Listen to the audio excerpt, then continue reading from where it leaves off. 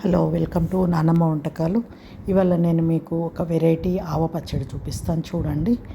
అన్ని mixed fruits తోటి మనకు ఏమేం కావాలంటే నేను ఒక జామకాయ తీసుకున్నాను, ఒక సంత్ర, ఒక యాపిల్, ఇంకా ఒక క్యారెట్, దానికి కావలసినవి ద్రాక్ష పళ్ళు. ఇవి అయితే నా దగ్గర ఉన్నాయి, ఇవి తీసేసుకున్నాను. అవన్నీ ముక్కల కింద కట్ చేసి పెట్టుకున్నాను. సంత్ర, ద్రాక్ష పళ్ళు, యాపిల్, జామకాయ, క్యారెట్, ఒక 2 పచ్చిమిర్చి సన్నగా కట్ చేసి పెట్టుకున్నాను. అవి కూడా వేసాను. కొంచెం తాలింపులోకి కరివేపాకు, ఇంకా ఎల్లిపాయలు, మనకు ఒక నిమ్మకాయ రసం పిండుకున్నాను.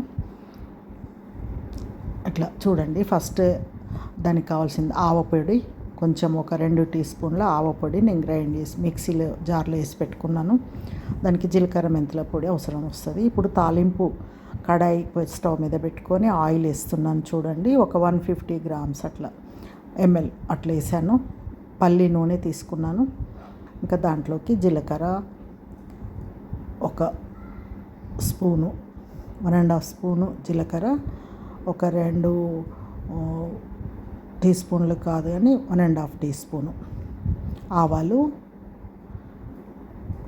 శనగపప్పు కొంచెం మినప్పప్పు, తర్వాత ఎండుమిర్చి తుంపి ఒక 2-3 తుంపి వేసుకున్నాను. ఇంకా ఎల్లిపాయలు కొంచెము ఉసుక దంచి ఆ పేస్ట్ స్టవ్ ఆపేసాను. ఇప్పుడు అది వేసి కలిపి కొంచెం పసుపు వేసిన, పసుపు తర్వాత కరివేపాకు కొంచెము, ఇంకా అది పక్కకు పెట్టేసి వేసుకున్నాను. మనకు ఫస్ట్ తాలింపు చల్లగా అయిపోవాలి. మామూలుగా అందరు పచ్చి నూనె పోస్తారు అంటారు, కానీ నేనైతే పొయ్యానండి. మా సైడ్ అయితే ఏం పొయ్యము, ఏ చట్నీలలో కూడా అట్లా పోపు చేసి చల్లగా అయిపోయిన తర్వాత పోసుకుంటాము. ఇప్పుడు పళ్ళన్నీ ఒక బౌల్లో ఒకదాని తర్వాత ఒకటి వేసుకున్నాను. అన్ని ముక్కలు, క్యారెట్ ముక్కలు, పచ్చిమిర్చి ముక్కలు కూడా వేసేసి అన్నీ కలిపేసుకున్నాను చూడండి. జామకాయ, యాపిల్, ద్రాక్ష పళ్ళు అట్లా. ఇప్పుడు ఆవపిండి ఒక 2 స్పూన్లు ఉంది, టీ స్పూన్లు చూడండి. దీని తర్వాత కారము, నేను 3 మ్యాంగోస్ కారం అయితే వాడతానండి. ఇదైతే కొంచెం ఎక్కువ కారంగా ఉండదు. నేను చూపించే స్పూన్ తోటి ఒక 2.5 స్పూన్స్ వేసుకున్నాను. దానికి అట్లాగే సాల్ట్ కూడా మామూలు సాల్టే వేసాను నేను, ఒక 1.5 స్పూను. మన కర్రీ స్పూన్ ఉంటుంది కదా దాంతో అండి. ఇంకా ఇప్పుడు కొంచెము జీలకర్ర మెంతులు వేయించి చేసిన పౌడరు 1.5 టీ స్పూన్ వేసుకున్నాను చూడండి. అందులో ఉన్న స్పూన్ అయితే చాలా చిన్నది. అట్లా ఇవన్నీ కలిపేసుకొని ఇప్పుడు మనం కొంచెం పచ్చిది ఎల్లిపాయ కూడా కొంచెం తాలింపులు వేసుకున్నాం కదా, కొంచెం పచ్చిది వేసి కలుపుకోవాలి.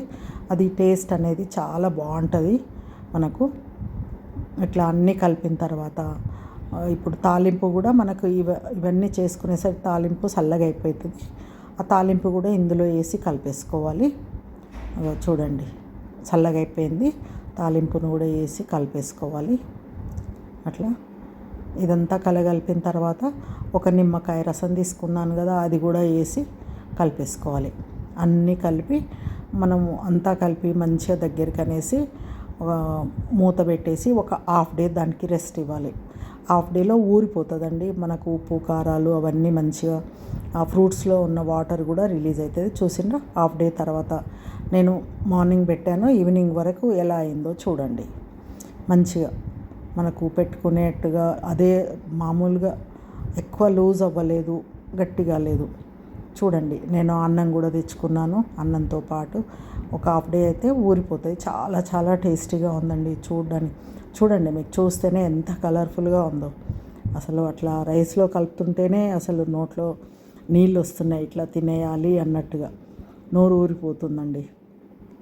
చూడండి, చాలా చాలా అంటే చాలా బాగుంది. టేస్ట్ కూడా నేను చూశాను, అప్పుడే చూపిస్తున్నాను కదా మీకు.